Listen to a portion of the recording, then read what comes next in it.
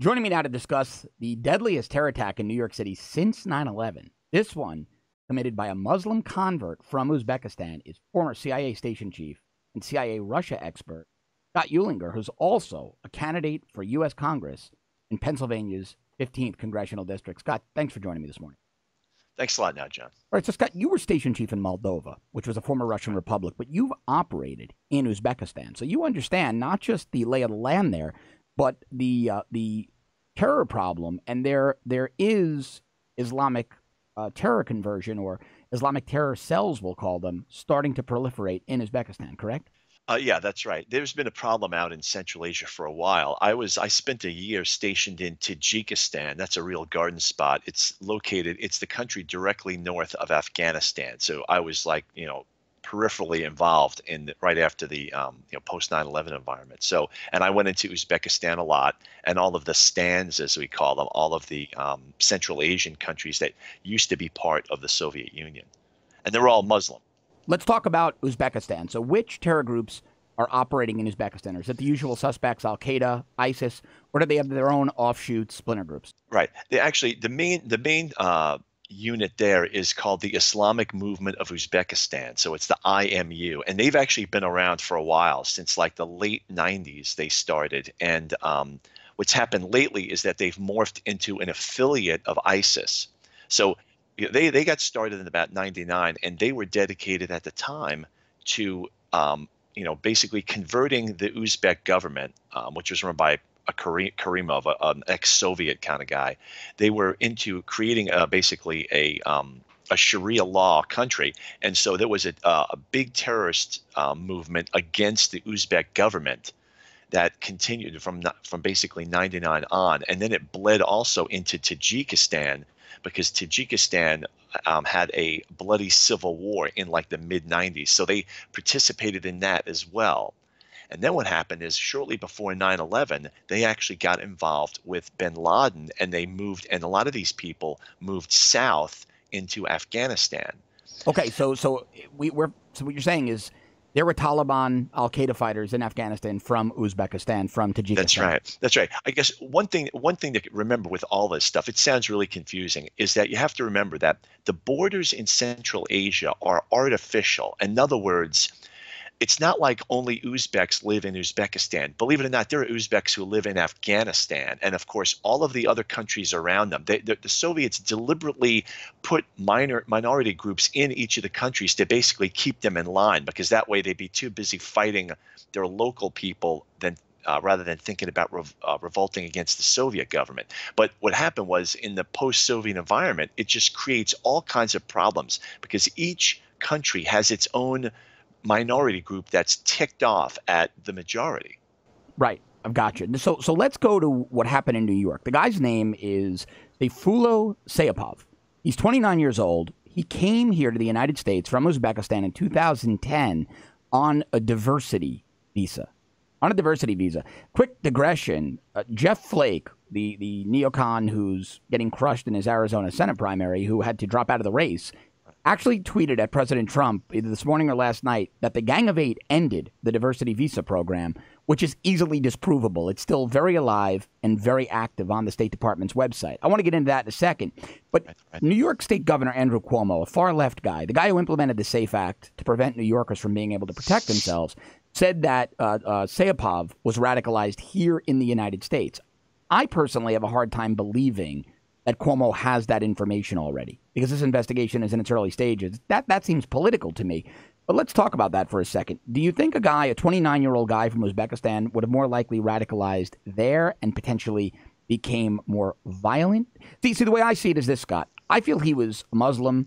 He was an adherent Muslim there, but he weaponized here. I think it's unfair to say he converted and radicalized here. I think by interfacing with ISIS here, he weaponized. I'm just curious to get you're a Russia expert. You're a former CIA station chief. I'm just curious to get your thoughts on that. I think that you're right, John. That's exactly it. You know, it's hard to believe that a 29-year-old Uzbek, and especially depending on what part of Uzbekistan he came from. Right, I'm willing to bet he came from the Fergana Valley, and the Fergana Valley in Uzbekistan is famous for radicalism. So I bet you that is actually where he came from. In other words, he had a lot of this in him. I'm sure that he had friends who were radicalized, or maybe a relative or people in his neighborhood who had already been radicalized. And then maybe once he got here, then it grew. But it's not like the guy suddenly decided to do this, I think, in the United States. The problem with the diversity visa is that there's apparently very little vetting done with that. It was started under Ted Kennedy in like the mid 80s, I think 86. And they basically let 50,000 people in, and I don't know how much attention they paid to screening. And so it's very possible that, he was let in despite having maybe a murky past, or a past that the embassy was unable to confirm. And so then he was let in. Let's go there, because this is something you and I have spoken about on air before, and vetting was a big part of what I did, both in law enforcement and right after. And it's now, you operated in these regions, but it's nearly impossible to vet someone's background from these regions because they don't have the same type of data repositories and public record repositories that we do.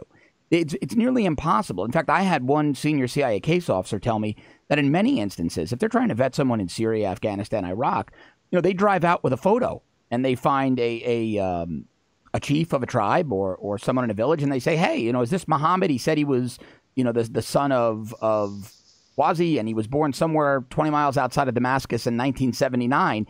And they hope to get verbal and visual confirmation. And they told me in many cases, and a couple of special operators told me this, that's as good as it gets. Was that your experience as well? That's right. That's exactly right. That kind of thing happens all the time. And that's something that a lot of Americans, they just don't understand. The rest of the world does not live the wet like we do. They're not digitized in Uzbekistan. I mean, literally, I remember I met a guy who I was actually trying to recruit he was an Uzbek.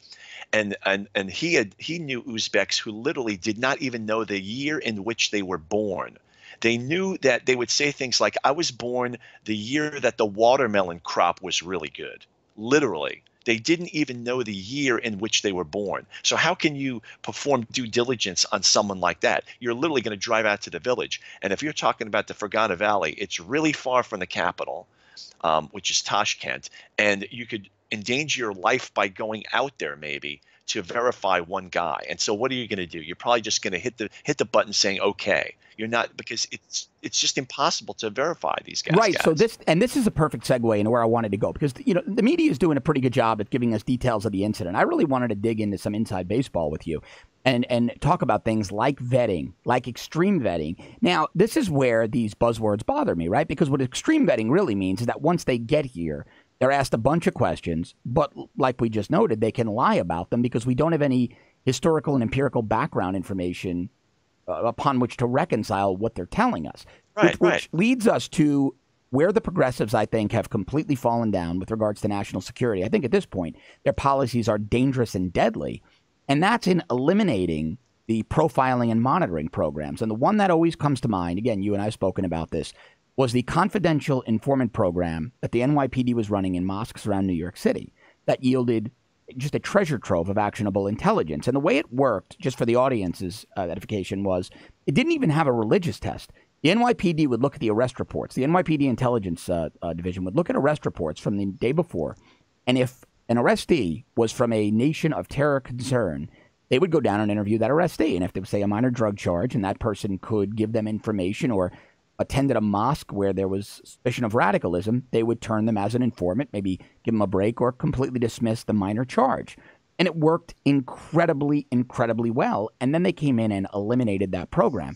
And I can't help. I did a hit on Canadian TV right before we did this segment.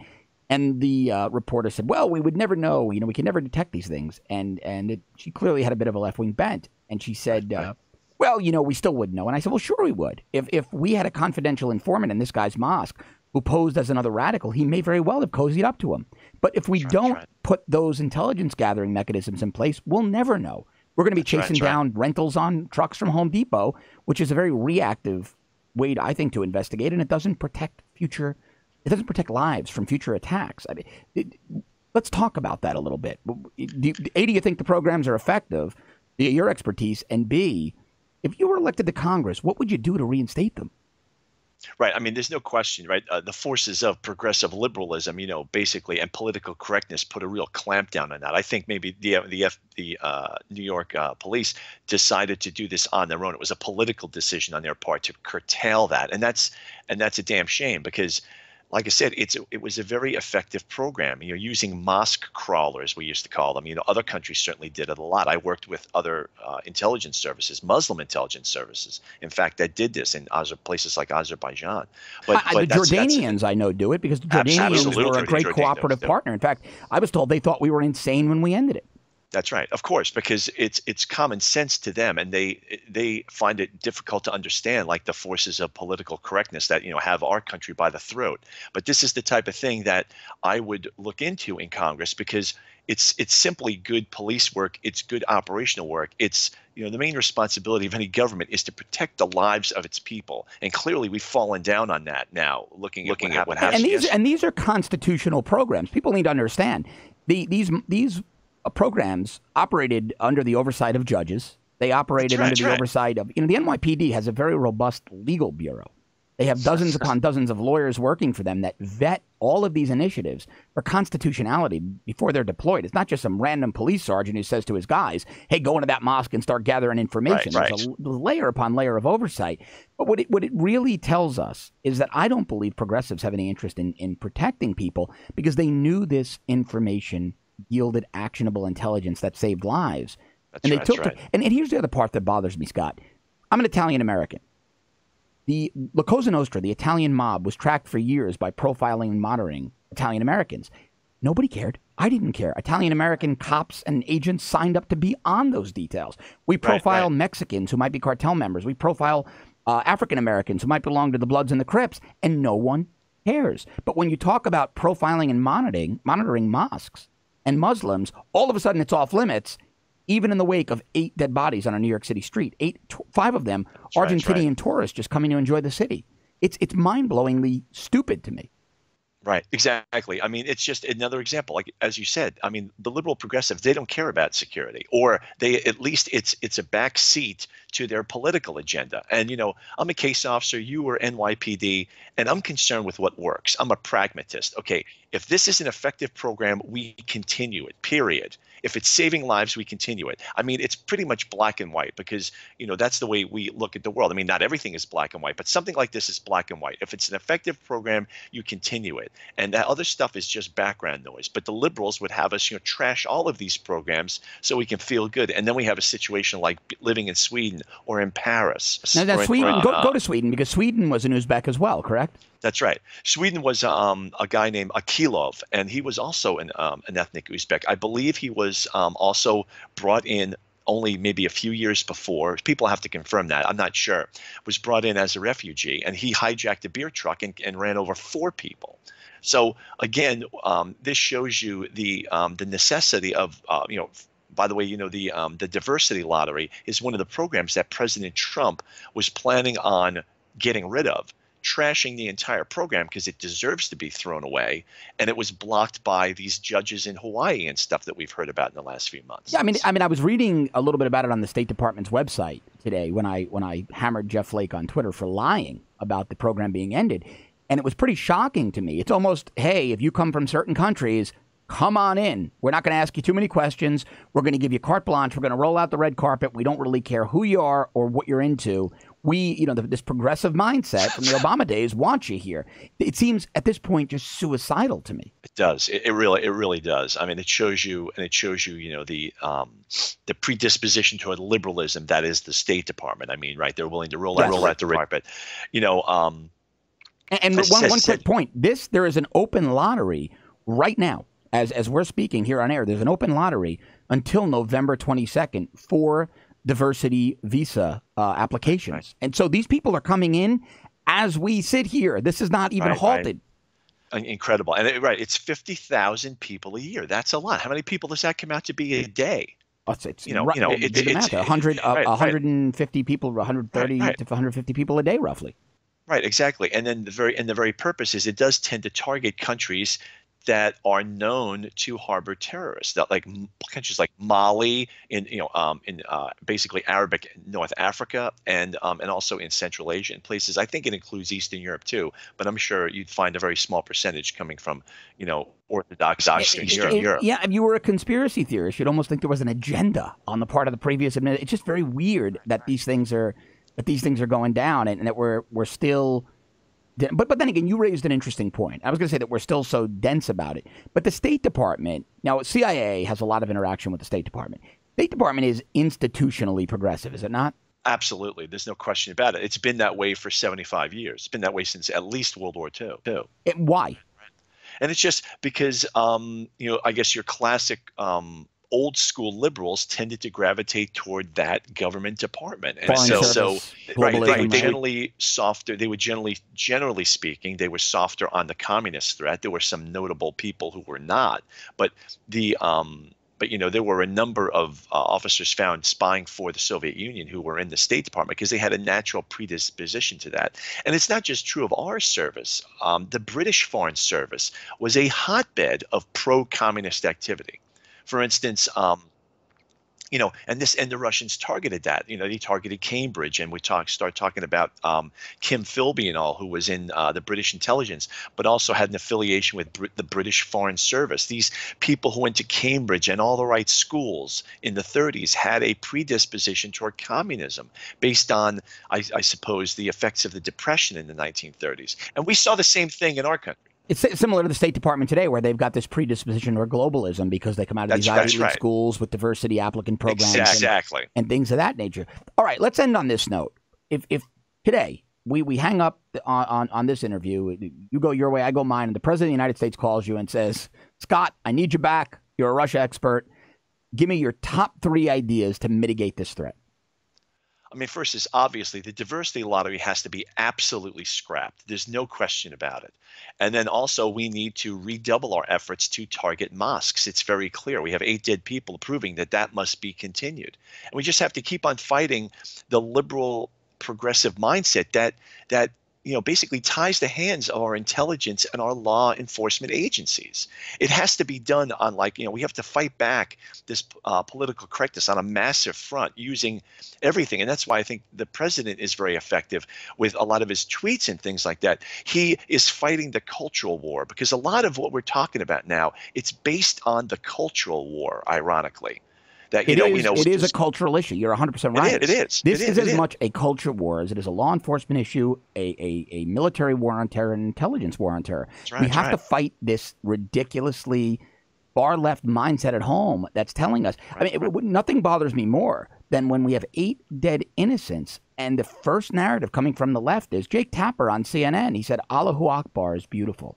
CNN is saying God is great. They said God, the killer said God is great in Arabic. That's how the reporter started the segment with me earlier. They are deliberately sanitizing the narrative to protect the terrorist. It's mind-blowing. Last word to you, Scott. Right. Well, just we need to fight this. Why? Because if we don't, we are going to wake up and we're going to find out that we are Western Europe, a continent that is at this point almost incapable of naming the true enemy and almost incapable of fighting it on anything like even terms. And I don't want to wake up and find out that I'm living in a country like Germany or France, because they're on a long slide downward because they failed to address these issues when they came up.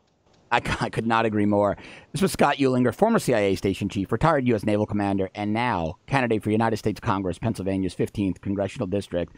My friend and also one of my favorite go-to experts. Scott, thanks a million for being here. We're going to speak about this very, very soon again. Sure. Thanks a lot, John. You got it.